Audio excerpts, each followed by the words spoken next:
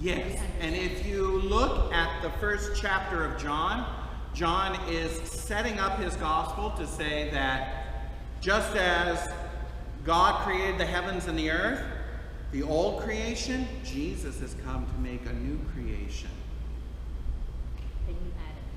Yes, he introduces Jesus in the first chapter of John as the new Adam. And hold on to your seats, everyone. By chapter 2, verse 1, he introduces his mother as the new Eve. What? Because where are they?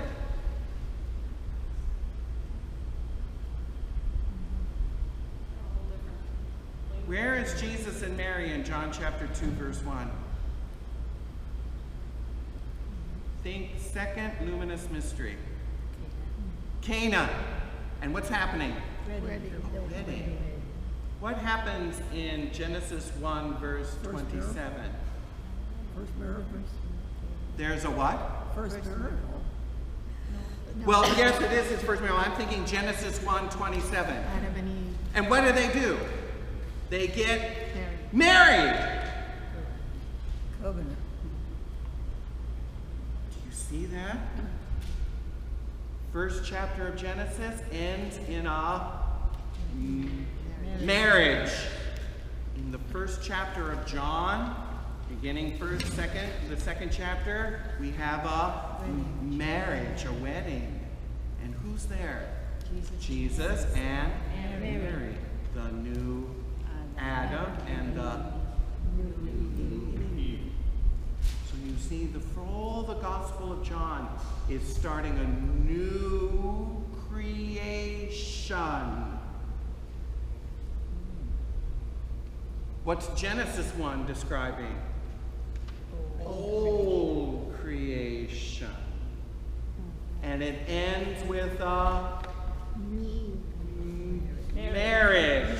So in the New Testament, the new creation ends with a marriage.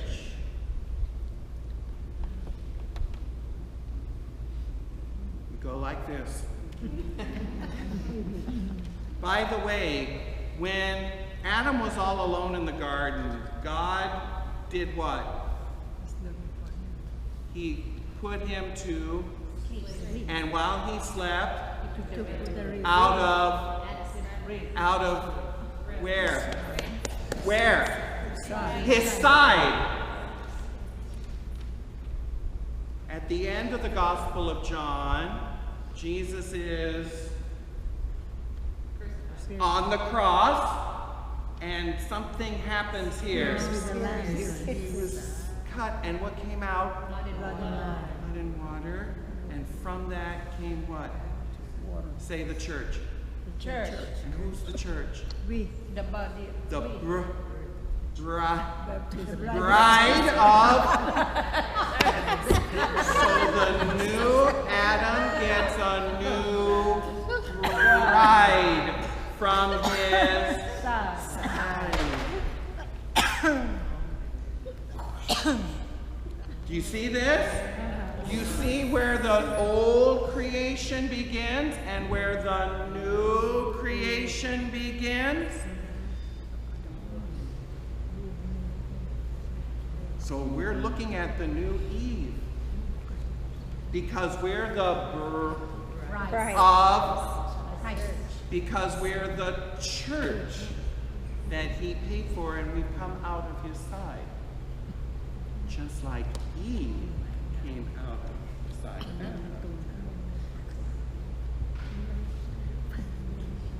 You following me? This is intentional. When you read the Gospel of John, you're reading how Jesus has come as the new Adam to recreate a new world. Everything that Jesus does in John, well, all the Gospels, is a recapitulation of everything else that happened in salvation history. He's doing it over again. And that's not my idea. Guess who was the first to come up with this idea?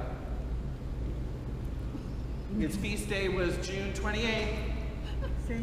John the Baptist. Wrong. Oh, Saint Peter and no. That's 29th, 28th. Sacred Heart of Jesus. No. Oh, you go to the foot of the class. Who's my favorite saint? Saint Irenaeus. The first theologian of the church was the first one to come up with this idea that when Jesus came, his purpose was to recapitulate everything in the Old Testament. He redid everything right. Where Adam failed, he got it right. Where Moses and the children of Israel failed, he got it right. Where God gave them manna in the desert, but they all died, what does he give us? The bread that comes down from heaven, which is my flesh.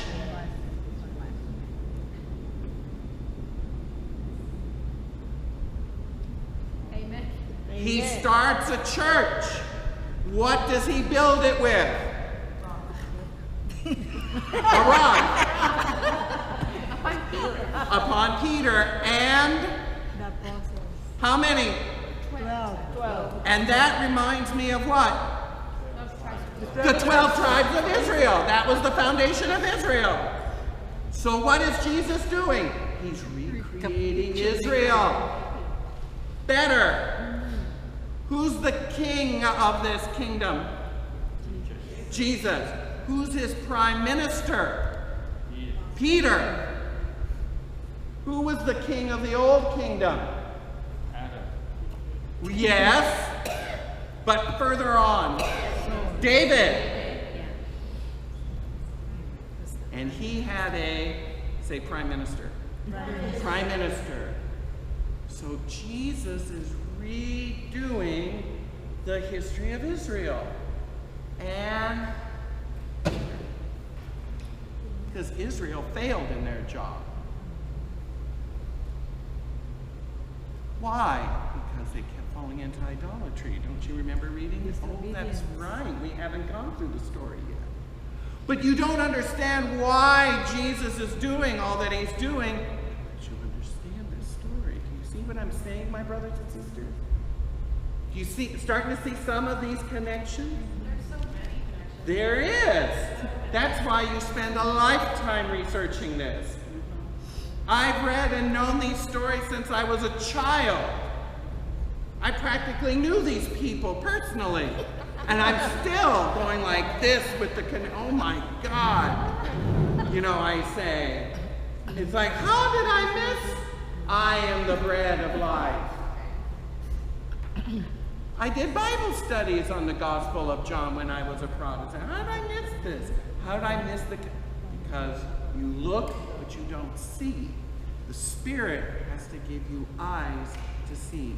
And frankly, you also need teachers to teach you. Like you.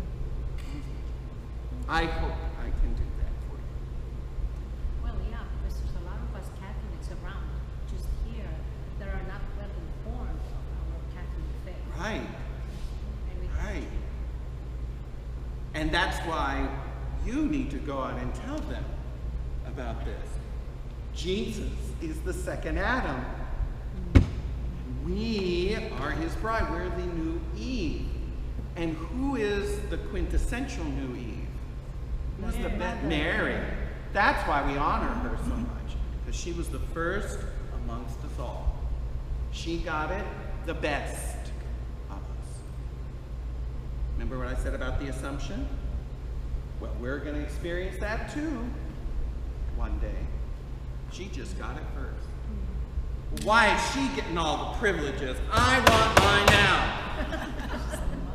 She's the mother Well, of God. honey, why?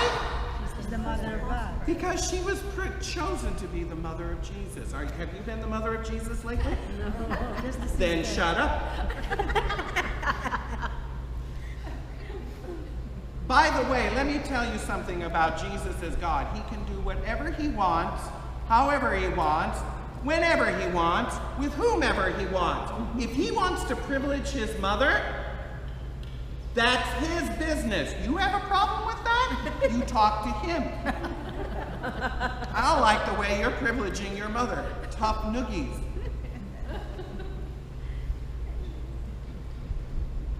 Get it? Good. Now shut up. Don't get me started. Don't get me going. Well, it's too late, I know, but anyway. Keep going. Thank you. But I mean, you hear these kind of reactions from non-Catholic Christians. Why do you honor her so much? It takes away from Jesus. No, it doesn't.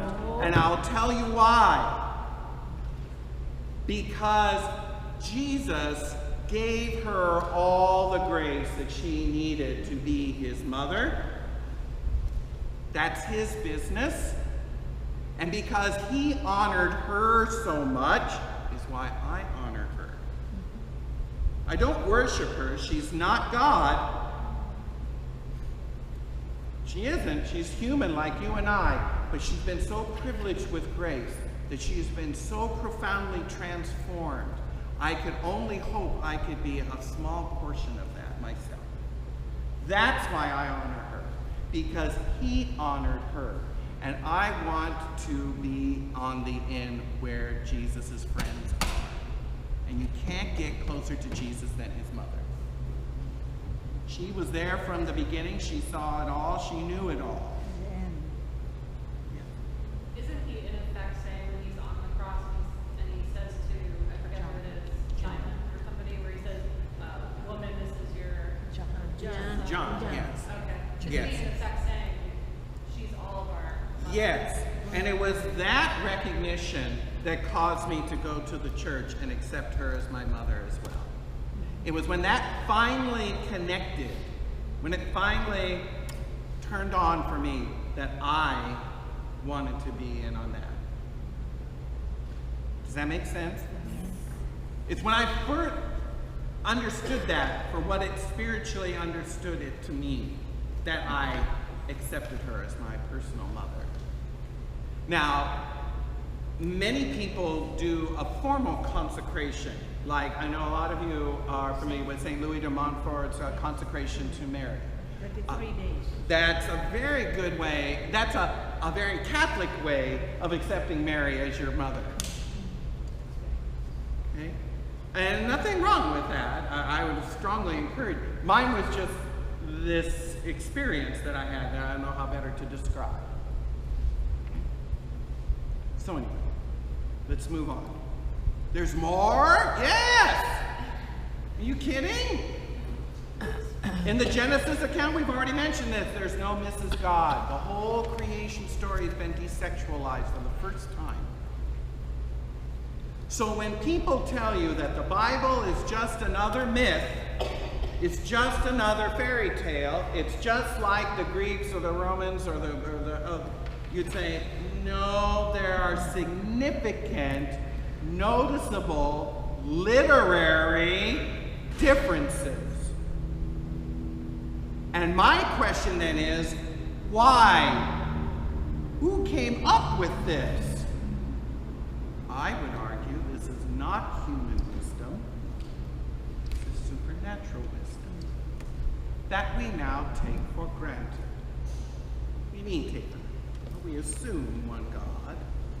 And so when atheists, like I said, debate, they always talk about one God. No one debates plural gods.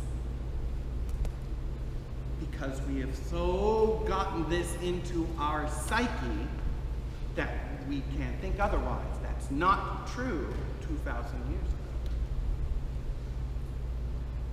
And the proof of that is even in the Bible itself. Read the book of Acts chapter 17. When Paul was confronting the Greek philosophers of Athens, he commended them on their religiosity and pointed them away from their plural gods and polytheism to the one God that they were mistakenly worshiping and did not know. Sorry, can you say that again? Acts chapter 17, the entire chapter. Paul's defense of monotheistic revelation to the philosophers of ancient Athens. It was the first push of the gospel into Europe by St. Paul. Is that his speech at the Yes. Yes. At the Areopagus. Sorry. Yes. Otherwise known as Mars Hill. Yes. So it was it Paul that ultimately converted the Greeks? Yes. He is credited with converting the Yeah, Greeks. they had many gods back in Yes. mythology. Yes. Uh-huh. He's the apostle of the Gentiles. I'm sorry? The apostle of the Gentiles. Yes, he's considered the apostle to the Gentiles. Yes. Although he much preferred to convert his brethren. And you see his heart for his Jewish brethren in Romans 9 through 12. But it was not meant to be. God kept sending him to the non-Jews. Now, I mentioned this before, about just to bring you up to date. Where did I get all of this? I got it from this commentary. This is a Jewish commentary. Prager, yes. Dennis Prager's The Rational Bible. These 7 points that I mentioned came from here. This is from a Jewish perspective. You say, well, what about the Christian perspective? Well, I'm glad you asked.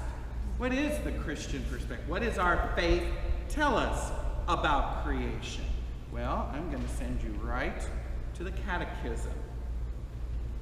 Catechism of the Catholic Church, paragraph 282.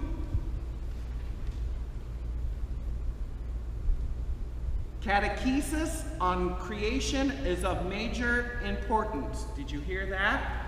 This is not a small matter. It's rare that the Catechism makes such an emphatic statement, I'd have to say.